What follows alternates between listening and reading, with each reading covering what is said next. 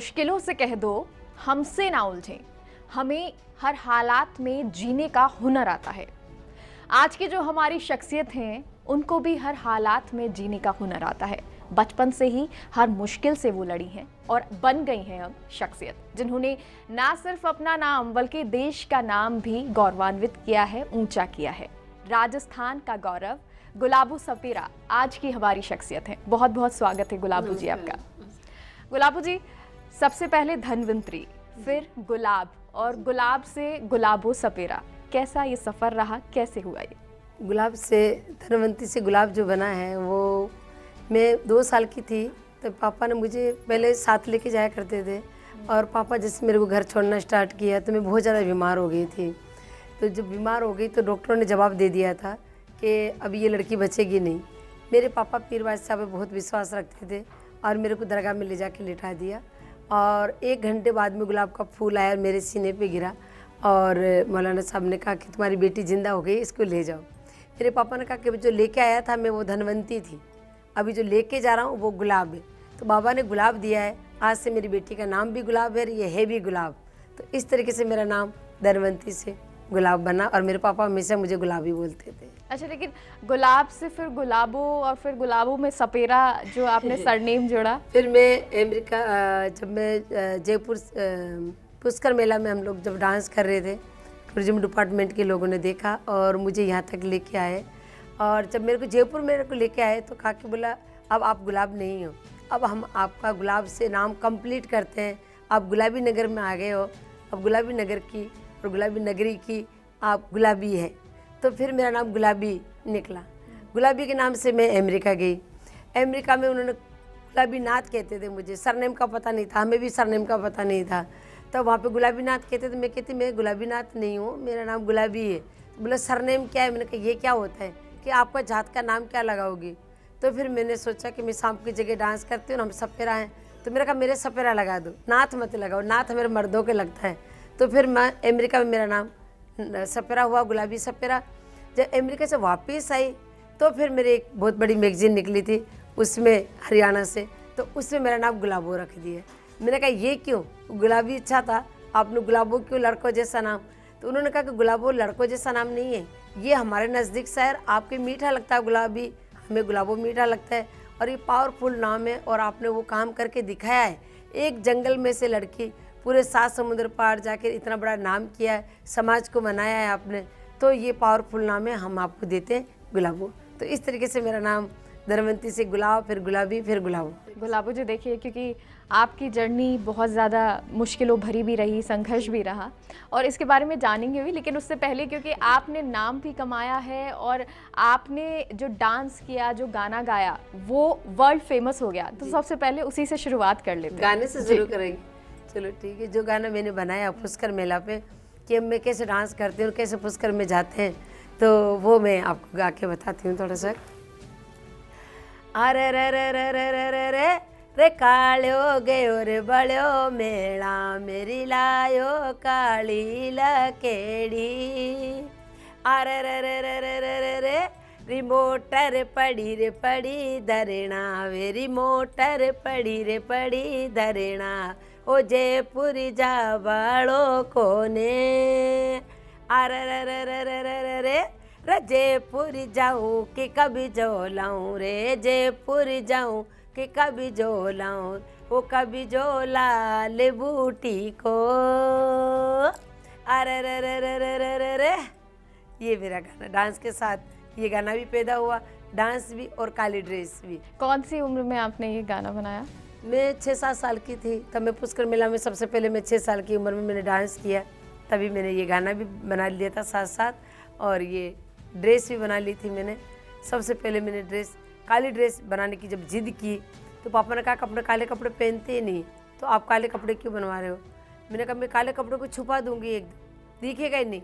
फिर मैंने पूरा गोटा पत्ती पाइपेन लगा लगू के और उसको मैंने पूरा ढक दिया और एकदम चमकीली ड्रेस बना दी। 6 साल की उम्र में एक लड़की ने गाना इजाद कर दिया, साथ ही साथ एक ड्रेस बना ली और डांस तो खैर और भी पहले से ही शुरू कर दिया था।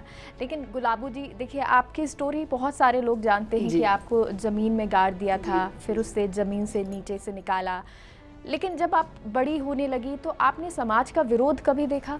समाज का विरोध तो जन्मते ही हो गया। जन्मा इधर कोई कहते हैं ना कि बाद में काम करते, लेकिन मेरा विरोध तो जन्मते ही स्टार्ट हो गया। मैं जब जन्मी थी और धनतेरस का दिन था, पापा तो घर पे थे नहीं उस रोज़, और सिर्फ औरतों के बीच में ही मैंने जन्म लिया। और पापा धनतेरस का सामान लेने चले गए मार्केट। जिन औरतों से जिन्होंने जन्माया था मुझे, मेरी माँ की मदद करके, और वही औरतें मेरे को उठा के, नाड़ा काटा नहीं, वही औरतें उठा के मुझे ज़मीन में गाड़ दिया। और ज़मीन में गाड़ने के बाद मेरी माँ ने पूछा कि बच्चा हुआ था, रोया तो था, और गया कहाँ? तो मेरी मौसी ने कहा कि जो लड़की हुई थी उसको ज़मीन में गाड़ दिया। मेरी माँ ने कहा कि ज़मीन में गाड़ दिया, कैसे गाड़ दिया? बोले हम तो इस रूल से खिलाफ हैं, मेरे तो पहले 3 बेटियाँ हैं, हम तो माता के पुजारी हैं। तो माँ रोने लगी, लेकिन मेरी मौसी कहा कि अभी कुछ नहीं हो सकता, लड़की को जंगल में गाड़ दिया। मेरी माँ और मेरी मौसी मिलके मीटिंग की कि चलो वो बेटी तुम रख लेना, लेकिन मुझे बता दो कौन सी जगह गाड़। मेरी मौसी ने कहा कि बहुत लेट हो गए, मर गई होगी। लेकिन मेरी माँ का विश्वास जीता, और मेरी माँ ने कहा कि नहीं, मेरी आत्मा कहती है मेरी बेटी मुझे ज़िंदा मिलेगी। और मेरी मौसी के साथ जाके मेरी माँ रात की 12 बजे मुझे उस खड्डे से निकाल के, जब निकाला वापस से मैं ज़िंदा थी, सांसें चल रही थी। मेरी माँ ने वहीं नाला काटा, नाला उसी मिट्टी में दबा दिया और मेरे को लेके वापस आई।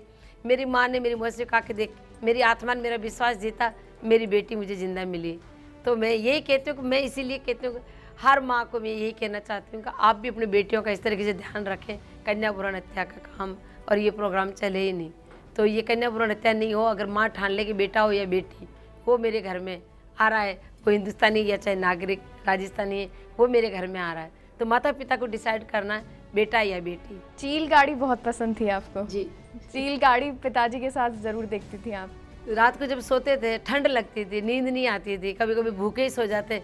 माँ देगचा भर के पानी का चढ़ा देती, कहती खाना बन रहा है, लेकिन बनता नहीं था, उसी उम्मीद में सो जाते। कभी सर्दी लगती थी तो पापा की गोद में सोते सोते कहते पापा दिन कब उगेगा, सर्दी लग रही है। तो मेरे पापा कहता है बेटा जो ये हिरनी है वो यहाँ आ रही है, कृषि यहाँ आ रही है, तब वो दिन उगेगा। तो वो जब तारे मेरे को पापा दिखाते थे तो उसी में एक तारा चमकता हुआ दिखता था जो वो बहुत तेज़ चलता था। मैंने कहा पापा ये तारा बहुत तेज़ चल रहा है, जल्दी दिन उगेगा। मेरे पापा कहते बेटा ये तारा नहीं है, ये चील गाड़ी है। मैंने कहा ये क्या होती है?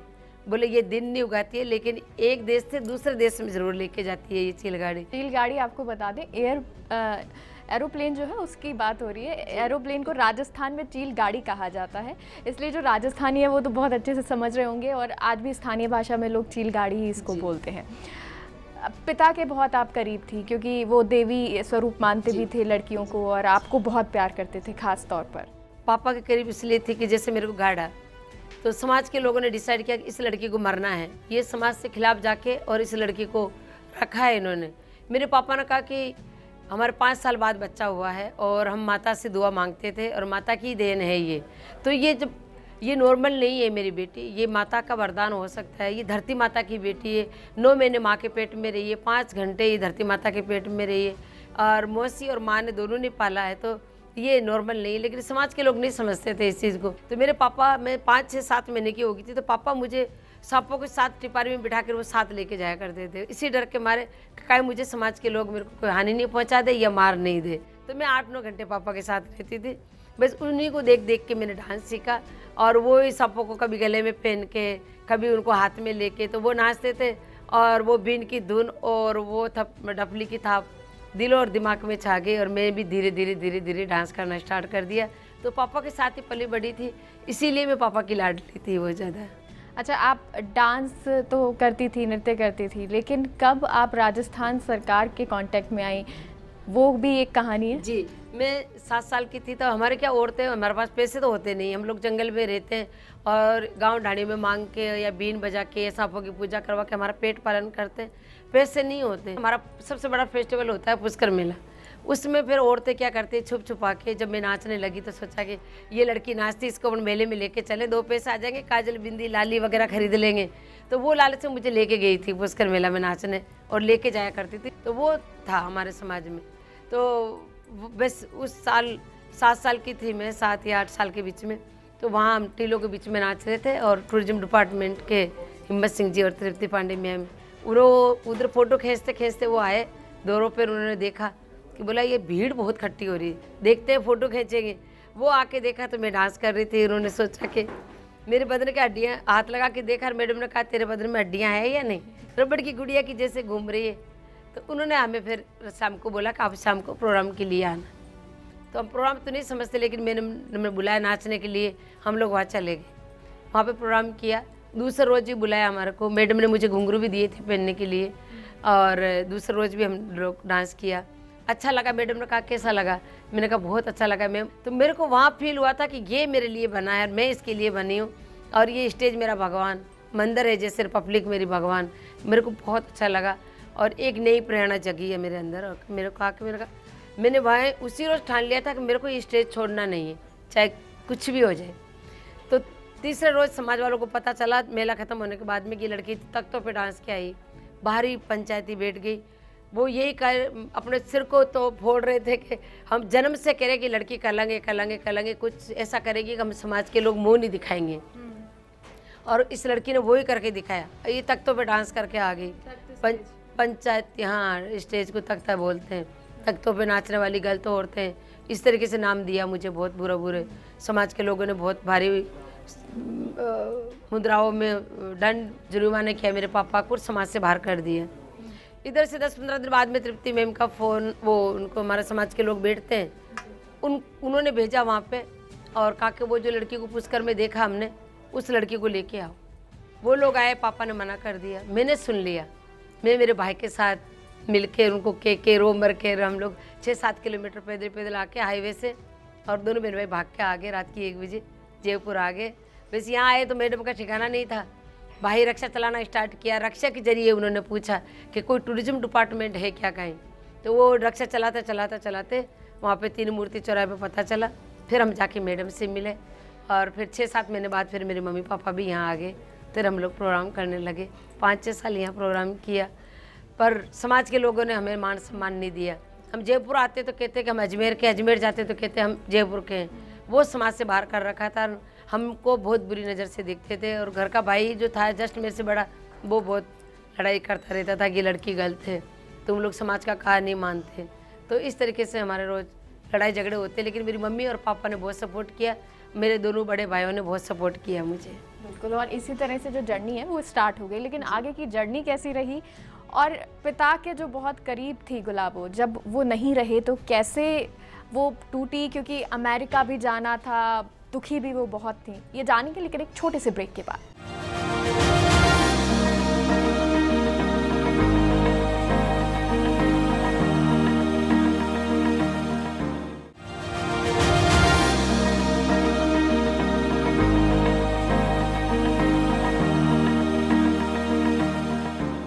ब्रेक के बाद एक बार फिर से आप सभी का स्वागत है हमारे खास प्रोग्राम शख्सियत में। और आज हमारी शख्सियत है गुलाबो सपेरा।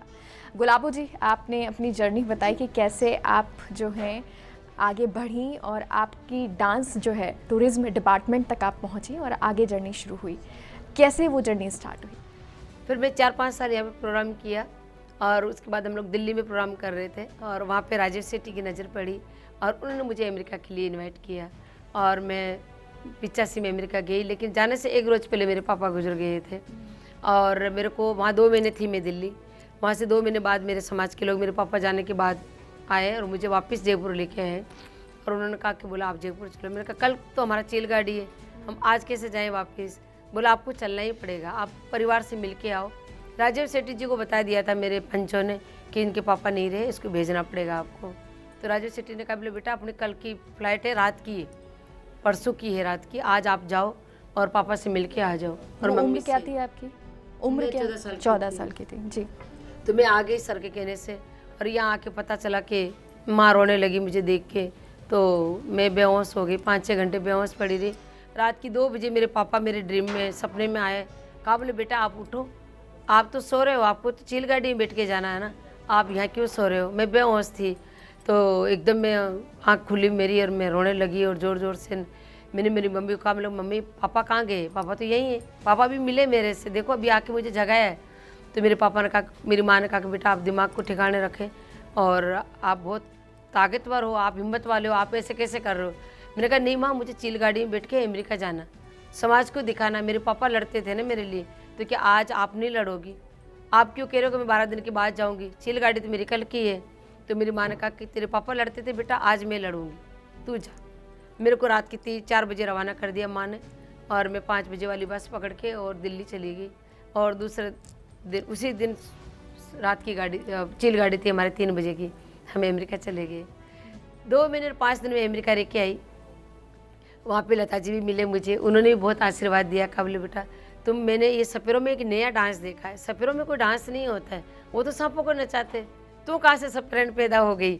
मैंने कहा बस गॉड गिफ्ट है, मैंने कहा सीखा नहीं है, लेकिन मैं सपेरा समाज की हूँ। उन्होंने मुझे बहुत अच्छा आशीर्वाद दिया। और राजीव गांधी वहाँ मिले, वो उनको पता चला कि मेरे पापा नहीं रहे, तो उन्होंने मुझे आशीर्वाद दिया और कहा कि बोले बेटा बाप की जगह तो नहीं ले सकता। मैंने कहा भाई तो बन सकते हैं। मैंने रोते रोते उनके हाथ की राखी बांधी और उन्होंने कहा कि मैं भाई बन सकता हूँ आपका। तो वो दोनों जने मेरे भाई बने। उनके दोनों लड़के लड़की साथ में थे और सोनिया जी भी साथ में थी। तो इस तरीके से बस 2 महीने 5 दिन वहाँ रही मैं। बहुत लाड प्यार मिला, बहुत अच्छा लगा। मैं 2 महीने तक खाना नहीं खाती थी, लंच में जाके स्कूल के बच्चे आते उनको मैं डांस सिखाती थी। ऐसे करते करते सरकार में पता चला कि ये लड़की बहुत अच्छा डांस सिखा रही है, अपने इसको यहीं रख लेते हैं, जाके वापस आ जाएगी।